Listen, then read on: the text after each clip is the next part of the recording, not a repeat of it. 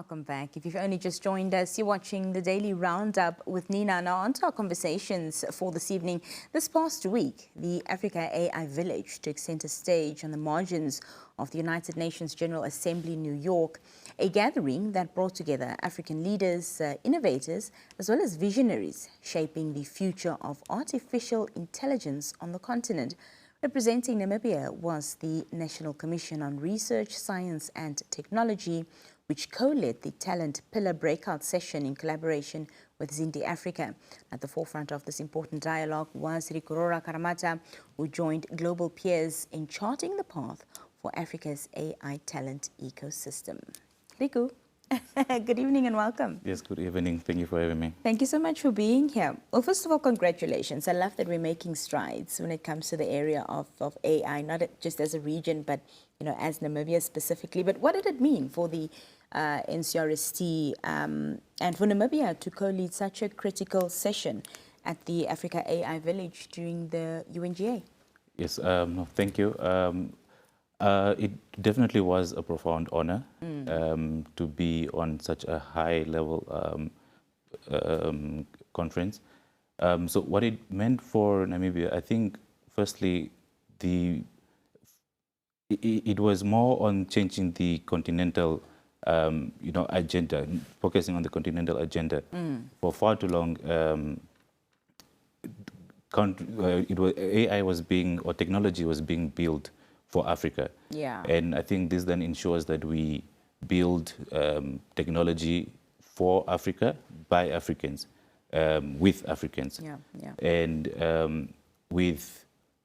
so what then this means for what it means then for Namibia and the NCRST is that, the NCRST's mandate is to promote research, science, technology, and innovation in Namibia.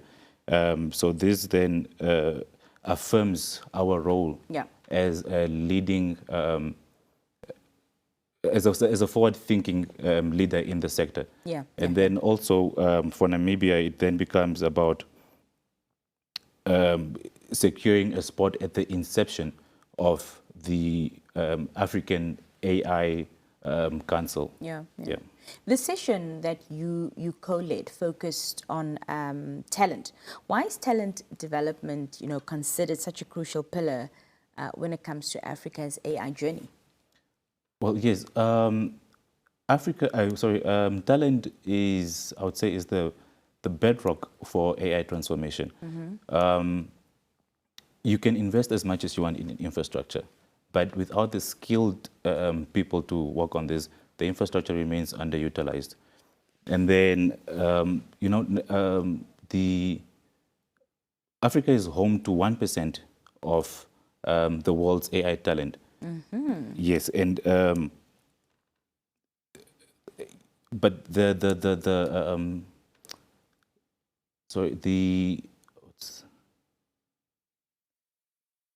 demand for the skills is almost universal.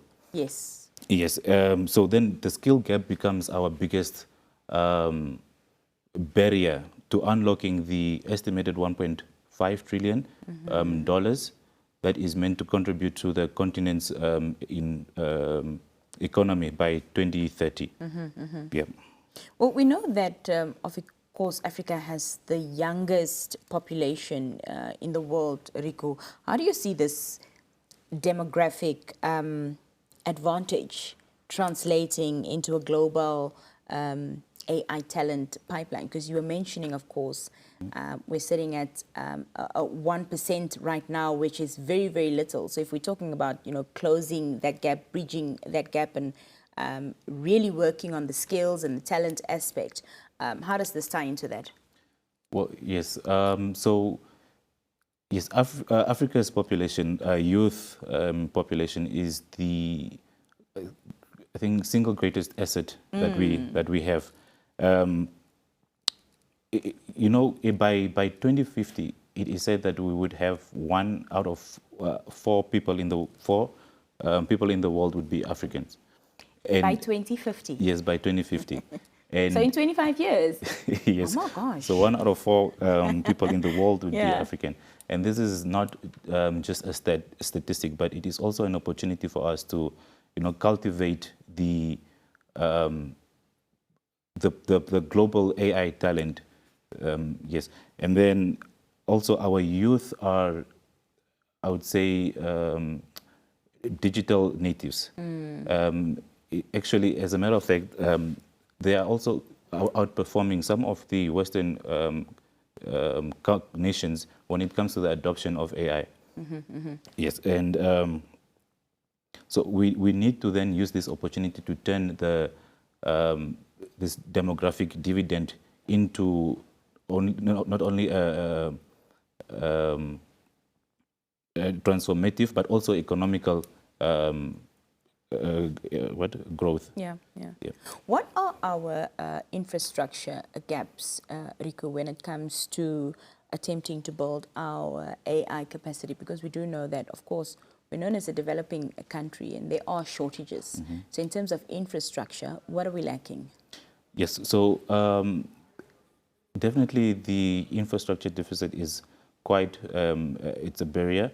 I think we only have about 5% of Africa's AI talent that has access to powerful computational resources that are then important for this complex AI research. And then also this becomes an issue in terms of developing native solutions to our whole native problems. So we do not have homegrown solutions to our native problems. And then one of the other challenges that we also face is the skill gap. With the skill gap, basically the demand for AI talent surpasses the supply. And then this leaves us in a position where the traditional, so also the entry level skills are rapidly changing. And this leaves the education, the traditional education, struggling to keep up. And then obviously the lack of a mature legislative framework. This also then creates uncertainties and deters investments as well. On that note, what kind of policy frameworks are needed to truly unlock our AI potential? I think to unlock our AI potential and also generally create a enabling environment, we'll have to look at a multi-layered policy approach. I think just to touch on a few, would have from government, we would perhaps need a policy that a clear regulatory framework that will for data governance and AI ethics, and then would also need a proactive investment and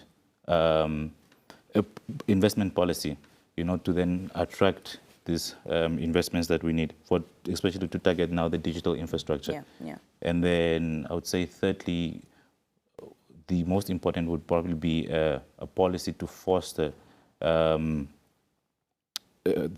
talent and development, but also the mobility, to sort of see how we can change the curricula to have this AI into it, and then also see how we retain this AI talent. Yeah.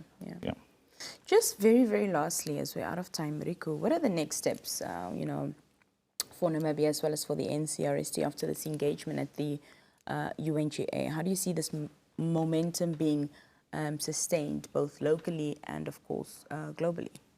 Well, I think the immediate next steps are to continue to have Namibia's voice heard, and this can be done by nominating a representative to the for the African AI Council. Riku, thank you so much for your time this evening. It was a pleasure having you here. All right, thank you so much for having me. When we come back after this brief breakout conversations here on the Daily Roundup continues, so do stay with us.